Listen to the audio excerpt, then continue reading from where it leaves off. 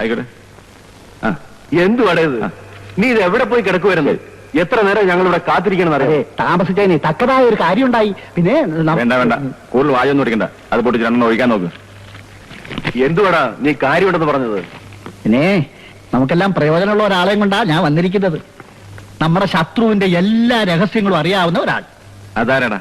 പിന്നെ ഇഞ്ചക്കാട്ടെ വേലക്കാരി അന്നക്കുട്ടി. അവക്കറിയാൻ വയ്യാത്ത ഒരു രഹസ്യവും അവിടെ ഇല്ല. എന്തോ കാര്യത്തിന് അവളെ അവരവിടെ നിന്ന് ഇറക്കി വിട്ടു. ആ ചന്തക്കവലെ കിടന്ന് കറങ്ങുന്ന കണ്ടപ്പോ ഞാൻ ഇങ്ങോട്ട് കൂട്ടിക്കൊണ്ട് പോന്നു. അതിനിപ്പോ അവളെ ഇങ്ങോട്ട് കൂട്ടിക്കൊണ്ടുവന്നെന്തിനാടാ? ഇവിടെ നിർത്തായി. ഞാൻ അമ്മച്ചയെ കണ്ട് ഒന്ന് സോപ്പിട്ടൊക്കെ വെച്ചിരിക്കുക. അമ്മച്ചയ്ക്ക് അതിനകത്ത് വലിയ എതിർപ്പൊന്നും ഉണ്ടെന്ന് തോന്നുന്നില്ല കേട്ടോ. ഇനി നിങ്ങളൊന്ന് സമ്മതം മൂളിയാ മതി. നമുക്ക് അവളെ ഇവിടെ നിർത്താം. അല്ല, നമുക്ക് അവളെ കൊണ്ട് വല്ല പ്രയോജനം ഉണ്ടാവൂടാ? ഇന്നല്ലെങ്കിൽ നാളെ അതിന് പ്രയോജനം ഉണ്ടാവുമെന്ന് വെച്ചോ. അച്ചായമ്മ അമ്മച്ചോടൊന്ന് പറഞ്ഞേ അവളെ ഇവിടെ നിർത്തായി. വാ. നീ കരയാതെ നമുക്ക് സമാധാനം ഉണ്ടാക്കാം. ഇച്ചയല്ലേ വരുന്നു. ഞാൻ നിന്നോടൊരു കാര്യം ചോദിക്കാൻ വരികയായിരുന്നു. നമ്മുടെ മരിച്ചുപോയ മറിയുടെ മോള. അവര് നിന്നെ കുറെ എടുത്തിട്ടുള്ളതാ. ഞാൻ ഇവിടെ നിർത്തിക്കോട്ടെ?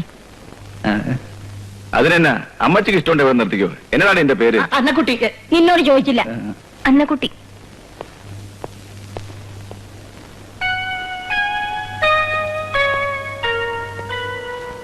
എന്നാലും അപ്പച്ചൻ ഈ വയസ്സുകാലത്ത് ഇത്ര ചീപ്പായിട്ട് അടി വെച്ചെന്നാലുണ്ടല്ലോ ഞാൻ എന്ത് ചെയ്യുന്ന നിങ്ങൾക്ക് ഈ പറയണേ? അതൊരു മകന് അപ്പനോട് പറയാൻ പറ്റുന്ന കാര്യങ്ങളാണോ അപ്പച്ച? റോയ്, ഇപ്പൊ തന്നെ എനിക്ക് അരവട്ട. എന്നെ മുഴുവട്ടാക്കരുത്. ഏതായാലും കഴിഞ്ഞൊക്കെ കഴിഞ്ഞു. ഇനി അതിനെ കുറിച്ച് ഓർത്ത് പശ്ചാത്തപിച്ചിട്ട് കാര്യമില്ല. പശ്ചാത്തപിക്ക്? അപ്പൊ ഞാൻ തെറ്റ് ചെയ്തെന്നാണ് നീ വീണ്ടും പറഞ്ഞു വരണേ? സമ്മതിച്ചു, അപ്പച്ചൻ തെറ്റൊന്നും ചെയ്തിട്ടില്ല, ഇനി ചെയ്യുമില്ല. വേഗം റെഡിയാവും നോക്ക്, നമുക്ക് കടയിലോട്ട് പോവാം.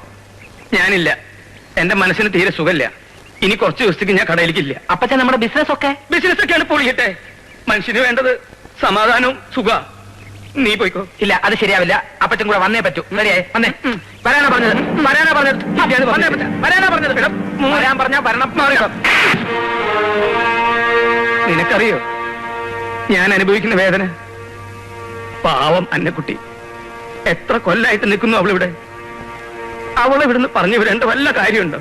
മുണ്ടും ചട്ടയിട്ട് നടക്കുന്ന നിന്റെ അമ്മ എന്ന് പറയുന്ന ആ മാലാക പിശാചിന് ഒരനാഥ പെണ്ണിനെയാ അവള് നോവിച്ചു വിട്ടിരിക്കുന്നത്. നീ പോയി വിളിച്ചിട്ട് വരുമോ? ഇപ്പൊ എങ്ങനെയുണ്ടടാ പോയി? അപ്പച്ചന് വേണ്ടി വാദിക്കാൻ നീ എന്റെ അടുത്ത് വന്നല്ലേ? ഇപ്പൊ ഞാൻ അവളെ പറഞ്ഞു വിട്ടതായി പോയി തെറ്റ്. അരിയും തിന്ന് ആചാരിച്ച കടിച്ചതും പോരെ, എന്നിട്ട് നായ്ക്ക് അമറുപുറപ്പെന്ന് പറഞ്ഞ പോലെയായി. ക്ഷമിക്കും തോറും തല കയറുന്നു അല്ലേ? നീ ഒരു അക്ഷരം വേണ്ടി പോരുത്. ഓ, വേണ്ടെങ്കി വേണ്ട. ആകാശോടിഞ്ഞു വീഴത്തൊന്നുമില്ലല്ലോ. എന്താ അമ്മച്ചി ഇത്? ഞാൻ എങ്ങനെയെങ്കിലും ഒരു ഒത്തുതീർപ്പ് ഉണ്ടാക്കാൻ ശ്രമിക്കുമ്പോഴാ അമ്മച്ചി വന്ന്. നീ പോടാ അവിടുന്ന്. മേലാൽ അങ്ങയുടെ വക്കാലത്തും കൊണ്ട് എന്റെ അടുത്ത് വന്നാലുണ്ടല്ലോ പറഞ്ഞേക്കാം. ശൈലി, ഞാൻ ചോദിച്ചതിന് സമാനം പറ. ഒന്നുമില്ല. ഒന്നുമില്ലെങ്കിൽ പിന്നെ നീ ഹോസ്റ്റലിലേക്ക് താമസം മാറ്റാനുള്ള കാരണം എന്താണെന്ന് പറ. പ്രത്യേകിച്ച് കാരണമൊന്നുമില്ല. കള്ളം. പ്രത്യേകിച്ച് കാരണമൊന്നുമില്ലെങ്കിൽ പിന്നെ കരച്ചിലിന്റെ അർത്ഥം? ഞാൻ കരഞ്ഞൊന്നുമില്ല. എന്റെ കണ്ണിൽ പൊടി വീണതാ. ഷേളി, ഞങ്ങളോടൊന്നും വിളിക്കണ്ട. ഇത്ര പെട്ടെന്നൊരു തീരുമാനം എടുക്കാൻ ഇവിടെ എന്താ ഉണ്ടായത്? പറ. വേണ്ട ഇച്ചയ, അപ്പച്ചനും അമ്മച്ചും തമ്മിലുള്ള പ്രശ്നം കാരണം ഈ വീട് ആകെ തകർന്നിരിക്കുക. ഇനി ചേട്ടനും അനിയനും കൂടി വഴക്കിട്ട വേണ്ട. റോയ് ഞാനും തമ്മില. റോയിക്ക് ഇങ്ങനൊരു മുഖം ഉണ്ടാവുമെന്ന് ഞാൻ ഒരിക്കലും കരുതിയില്ല.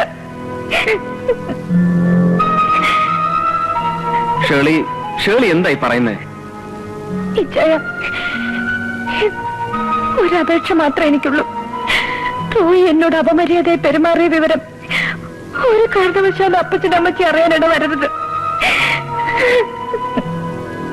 മാത്രമല്ല, ഈ പ്രശ്നത്തിന്റെ പേരിൽ നിങ്ങൾ ചേട്ടനും അനിയനും തമ്മിൽ ഒരു ഇഷ്യൂ ഉണ്ടാവാൻ ഇടവരരുത്. ഇനി ഞാനിവിടെ നിന്നാൽ ശരിയാവില്ല. ഞാൻ പോട്ടെ ഇച്ചായ. ഷേളി, ഈ പ്രശ്നത്തിന്റെ പേരിൽ ഷേളി ഇവിടുന്ന് താമസം മാറിയാൽ അതിന്റെ മാനക്കേട് ഈ കുടുംബത്തിന്. അവൻ ചെയ്ത തെറ്റിന് ഷേളിയോട് ഞാൻ മാപ്പി ചോദിക്കാം. എന്താ ഇച്ചായ ഇതൊക്കെ? ഷേളി, ഇനി ഒന്നും പറയണ്ട.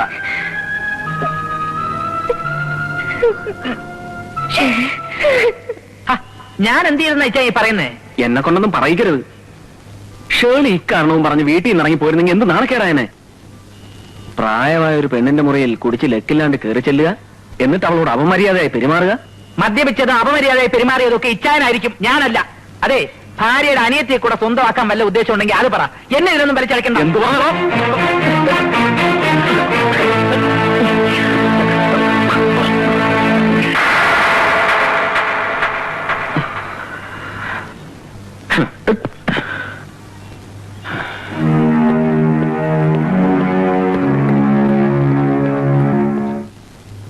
എന്നാലും റോയി നിന്നോട് ഇങ്ങനെ മോശമായിട്ട് പെരുമാറിയെന്ന് പറയുന്നത് എനിക്ക് വിശ്വസിക്കാനേ കഴിയുന്നില്ല.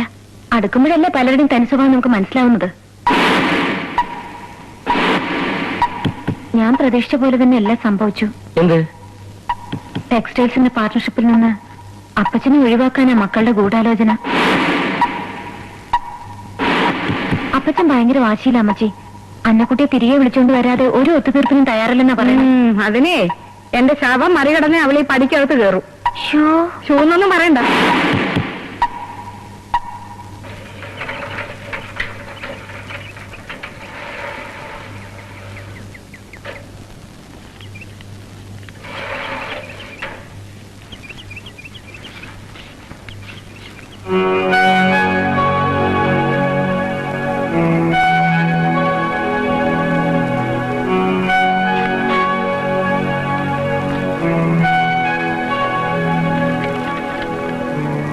ഷേർലി മാക്കർ, നീ അയച്ച കത്ത് കിട്ടി. ഇഞ്ചക്കാട്ടുകാരോട് പ്രതികാരം ചെയ്യാനായി നീ ഇങ്ങനെ ഇറങ്ങി പുറപ്പെട്ടതിനോട് കൊച്ചാപ്പന് യാതൊരു യോജിപ്പുമില്ല. കാര്യങ്ങൾ ആദ്യമേ അറിഞ്ഞപ്പോ ഇതിലും കടന്ന കൈയൊക്കെ ഞാനും ആലോചിച്ചതാണ്. പക്ഷെ എല്ലാം വിധിയെന്നോർത്ത് ഞാൻ സമാധാനിക്കുന്നു. ആ കുടുംബം താറുമാറാക്കിയതിൽ വിജയിച്ചുവെന്ന് നീ സന്തോഷിക്കുന്നു. പക്ഷെ ഈ വിജയം പോലും വരാൻ പോകുന്ന പല ദുരിതങ്ങളുടെ മുന്നോടിയല്ലേ എന്ന് ഞാൻ ഭയപ്പെടുന്നു. കത്ത് നീട്ടുന്നില്ല. സസ്നേഹം, ഡേവിഡ് കൊച്ചാപ്പൻ.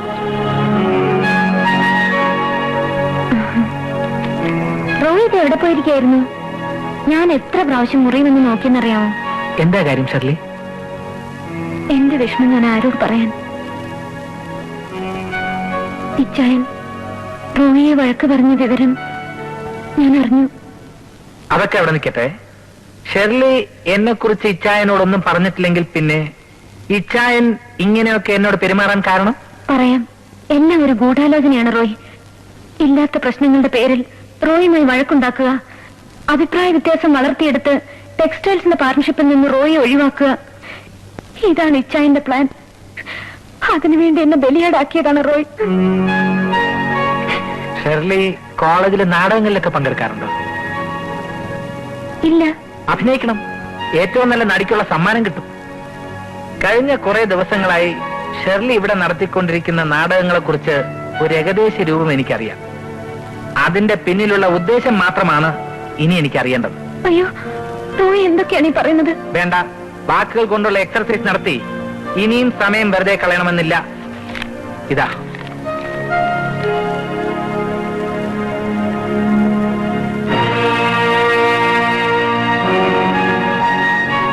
ഇനി പറ, തന്നോട് എന്ത് തെറ്റാ ഞങ്ങൾ ചെയ്തത്? തന്റെ സാരിസത്തിന് ഇരകളായി ഞങ്ങളെ തിരഞ്ഞെടുക്കാൻ കാരണം?